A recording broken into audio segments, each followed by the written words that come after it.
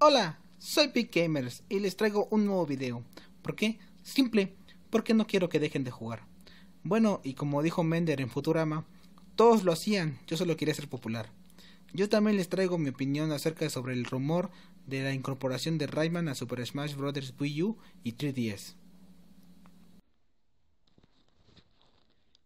Han salido a la luz ciertos rumores de Rayman como un peleador más de Super Smash Bros. Tras la aparición de imágenes en redes sociales y en páginas dedicadas a los videojuegos donde se muestra al personaje de Ubisoft y un fragmento de la pantalla de selección de personajes con Rayman debajo de New 2, personaje que todavía tiene que llegar en forma de contenido descargable y que fue anunciado oficialmente en el mes de octubre por Nintendo, 2 meses antes de que el juego saliera a la venta. Si bien el juego ya cuenta con trofeos y cameos de 7 personajes del juego de Rayman, esto nos haría pensar que su llegada al juego como personaje descargable no suene como una idea loca o descabellada. Recordemos que Ubisoft tiene una larga historia de amistad y apoyo hacia Nintendo, siendo de las pocas compañías third parties que siguen sacando juegos para la consola Wii U. Tiempo atrás, antes de que el juego saliera a la venta, esto se veía como algo posible. Ahora este rumor toma fuerza, y es que Rayman, el famoso personaje de Ubisoft, podría llegar como un DLC gratuito, junto con los que ya hayamos adquirido el DLC de New 2, o tal vez tenga un precio aparte, como sucedió en su tiempo con el DLC de Mario Kart 8. 4chan fue el encargado de distribuir este rumor sobre que Rayman aparecerá en Smash Bros., donde ya se habían revelado nuevos personajes antes de ser anunciados por Nintendo oficialmente. Aunque no hay que emocionarse tanto, todo apunta a que este rumor puede volverse realidad dentro de poco, o tal vez no. También hace tiempo se mostraron imágenes sobre una posibilidad de que el personaje de Lucas podría integrarse a la lista de personajes, pero al parecer era falso. Ahora, como podemos ver por el video, este rumor parece más probable que sea cierto, aunque también podría tratarse de un fake. Aunque lamento decirles esto y me duele mucho, ya sé que muchos nos emocionamos el día de ayer cuando Rayman parecía haberse filtrado como un personaje jugable para Smash Bros. Hoy quedó completamente desmentido este rumor, luego de que el diseñador que se encargó de difundirlo publicara un video de cómo hizo posible que pareciera tan real. Pues sí, amigos, lamentablemente la noticia de que Rayman aparecería en Super Smash Bros. Es completamente falsa. Una broma muy bien realizada, de parte de un diseñador que la verdad no entiendo qué gana con engañar a la gente, ¿no? Yo creo que quiso mostrar de lo que es capaz y de la calidad de su trabajo. Pero pues no, la verdad no entiendo por qué hace esto de emocionar a la gente, darles falsas esperanzas y luego salir con que siempre no. Bueno, allá ellos. Espero que el video les haya gustado. Si fue así, por favor denle manita arriba y compártanlo con sus amistades. Esto me ayudaría mucho a la elaboración de este canal. Yo soy Big Gamers y les traje un nuevo video. ¿Por qué? Simple, porque no quiero que dejen de jugar. Bueno, me despido, no sin antes dejarles el video donde este diseñador nos muestra cómo hizo esta broma creativa.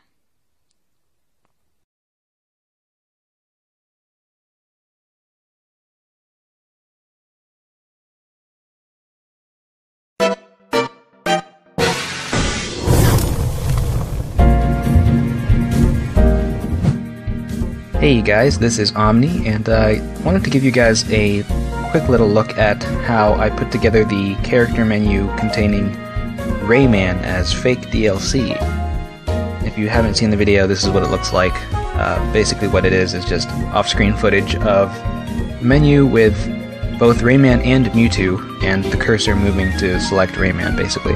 At first I thought I would recreate the entire menu from scratch, just because that would give me more flexibility with animations and things like that, but that ended up being a really bad idea because the menu is way too complex. So I ended up capturing some footage of the menu using my Game Capture HD, and what I needed to get was a few things. first I needed to get some footage of the entire menu without anything happening. That way I would be able to overlay things on top and modify it as I would need to. I also needed to get the cursor moving from the start position and then traveling to where Rayman would eventually be. And then the last thing I needed to get was the animations of the characters on the 4th row there, populating the player 1 character slot as you pass over them.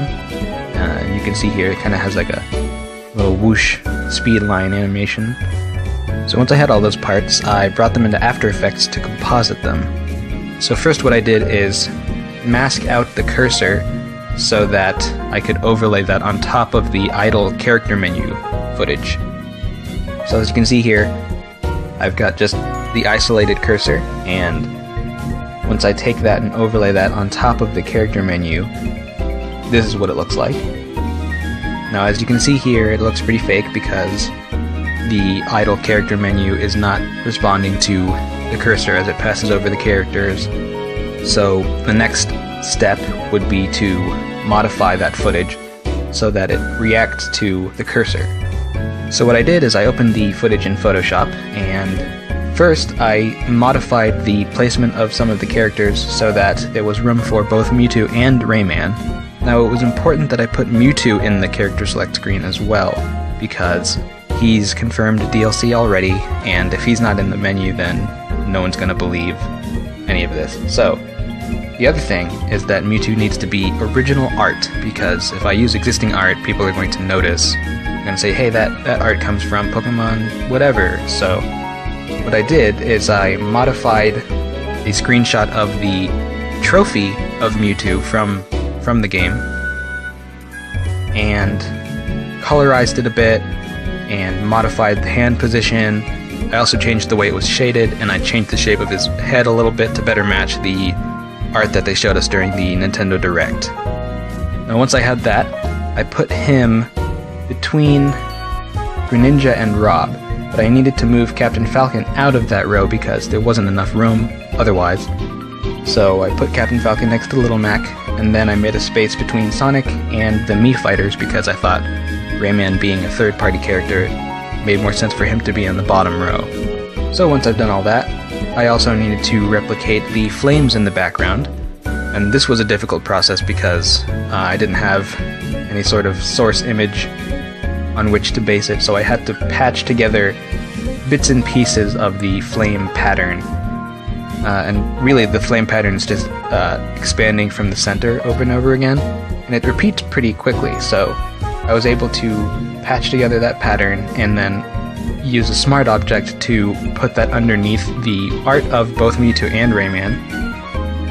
Now it doesn't match perfectly with the adjacent character slots, as you can see here.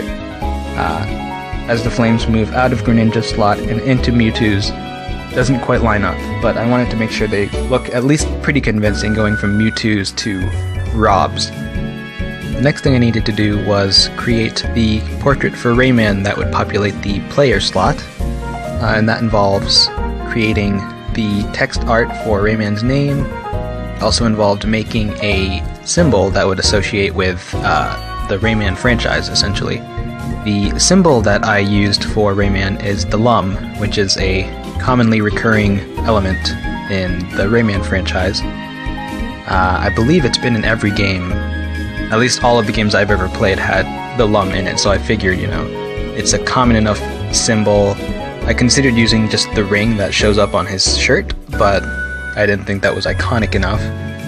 So, given Rayman's recent stylistic reimagining, I thought it would be appropriate to use the new lum design that they introduced in Rayman Origins.